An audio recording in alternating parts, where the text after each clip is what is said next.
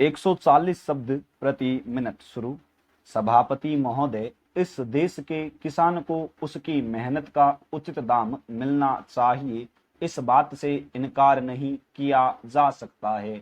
मैं इस सदन का ध्यान इस बात की ओर आकर्षित करना चाहता हूं कि जब जब किसानों को दी जाने वाली सहायता की बात कही जाती है तो यहाँ पर कभी भी कोई साफ निर्णय नहीं लिया जाता है। आश्वासन तो बहुत दिए जाते हैं कि हम किसानों को उनके द्वारा पैदा किए गए अनाज का उचित मूल्य देंगे, उन्हें खेती में काम आने वाले सामान को उचित मूल्य पर देंगे और उन्हें वे सब सुविधाएं देंगे जो शहरों में रहने वाले लोगों को मिलती है।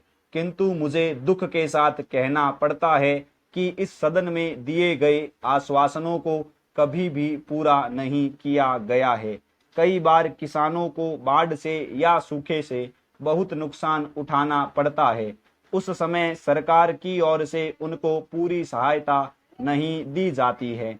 एक तरफ तो किसानों को उनके द्वारा पैदा किए गए अनाज का उचित मूल्य भी नहीं मिलता है और दूसरी तरफ उनका बाढ़ और सूखे से बहुत नुकसान हो जाता है। ऐसी स्थिति में हमारे देश के किसानों को बहुत कष्ट उठाने पड़ते हैं। श्रीमन महाराष्ट्र में किसानों के आंदोलन की बात हम सुनते हैं। बड़े दुख की बात है, जहां तक मुझे मालूम है वहां के किसानों को बहुत सारी सुविधाएं दी गई है। वहां के किसानों को दिए गए ऋण माफ कर दिए गए हैं, लेकिन उत्तर प्रदेश के किसानों को इस तरह की सुविधा अभी तक नहीं दी गई है। मैं महाराष्ट्र के किसानों से निवेदन करना चाहता हूं कि जो कुछ उनको दिया जा रहा है उससे उन्हें संतुष्ट होना चाहिए और देश के विकास में पूरी तरह से हिस्सा लेना चाहिए।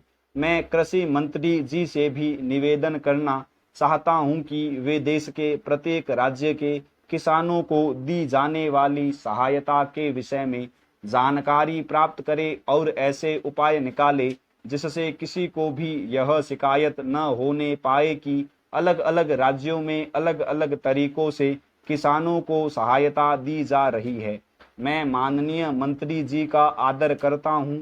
मैं समझता हूं कि उनके दिल में किसानों के लिए पूरी जगह है, लेकिन उनके लाभ की योजनाओं को अच्छी तरह से लागू भी किया जाना चाहिए। स्टॉप।